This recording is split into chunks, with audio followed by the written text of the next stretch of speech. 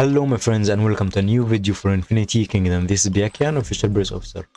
And we played a regular IB for this week and we faced server 136 Alliance MIAU. This is as the cat sound. Yeah, it sounded weird. And we are going to walk through around this match. It was a close match to be a win for us, but you will see how this match went. So I will just fast forward here. We spawned at the bottom left side here, and they spawned at the top right side here. We had like list 5 participants. I believe I joined after 2 or 3 minutes because I had a bad connections. As you know, when it has a bad weather in my city, I always have like a bad connection. You can blame me for this lose, to be honest. And we started as any normal relocations for Tower 4 and Tower 1. We had a couple of players going to the center, so this is just the regular formations. And we here wanted to take the Tower 3, and also we had a couple of players sending marches to the Sun Altar while not relocating to the Sun Altar because we saw that they have lots of members at Tower 2.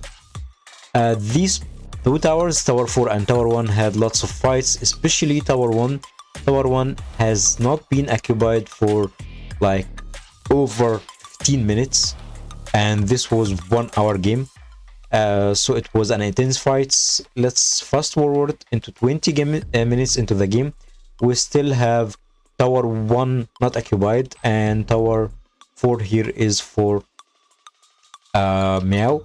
And I arrived at Tower 4 and tried to like zero as many players as possible because I arrived late, so I relocated far behind, and then I went into this area because I wanted to cover the tower and to like zero as many players as possible. Let me just fast forward here things, because you can see that my relocation and kept rallying Ice Coffee and solo attacking some other players with my other marches, and we were winning for this tower after I arrived. Also Aroha was here, Spas was here, so our rally versus Ice Coffee was a good rally. You can see here Tower 1 still not occupied after 30 minutes into the game. They have the central tower only because we had Tower 2 and we were so close to take Tower 4 after zeroing Ice Coffee, and it was an easy take for Tower 4 after zeroing Ziv because we kept rolling Ice Coffee. Let me just fast forward a little bit. He was using shields and we were trying to take the Tower 4 while rallying at the same time. So we successfully took Tower 4 and he was defending Tower 4 by himself after we zeroed the other players and tried to defend versus other relocations. And they took back Tower 2, and this is what we made us lose, because Tower 2, they were defending Tower 2 just with their big hits like River King. River King is so scary player that I myself can defend versus River King. And also Batman, you can consider Batman as one of the high whales. He is not mega whale, but he has a tough march. I tried to relocate into the area of the altar. After that, I can relocate to any area in the map here without being noticed with my relocation.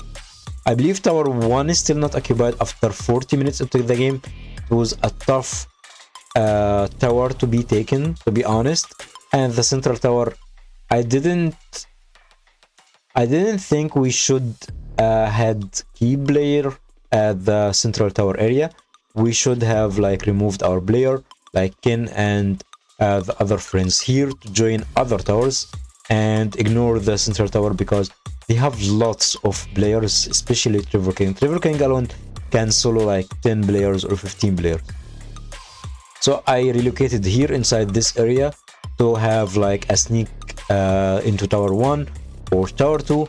I saw that tower 2 might have couple of players here to arrive, or 3 players here, so I decided to join here in tower 1 to help the players to take this tower, especially it's not occupied at all.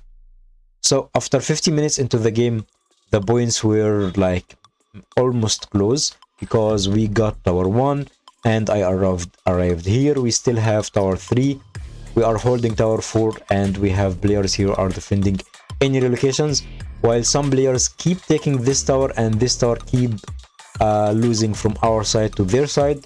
So it's 50-50 about this tower. If we kept holding this tower, we 100% would win, because as you can see the losses on their side, they had lots of losses, and I believe they don't play any support rule here. No, I can see one support, and I can only see one support by their side, while we care about the support in our area. We always like have at least 2 to 3 supports. I believe we can see this is 1 and 2, and I'm sure we had one more. I'm sure we have like 3 supports, not just 2, because we always care about support players to take towers, and we kept having this close points. They had tower 2 and they had the central tower, and we holded 3 towers until the end of the game. It was a differences between around 3,000 to 2,000 and 700, not 70, 700 points. And that was all for this IB matchup. Can show you some of the great rewards, especially the rallies on the wheels. I can show you some of the points. It was around less than, or you can say it was like 3,000 points and 300. For the rewards, I didn't delete any reward, so I can show you some of the high rewards. For example, this is 561,000 mixed march, and you can see that my mixed march beat this up with high artifacts.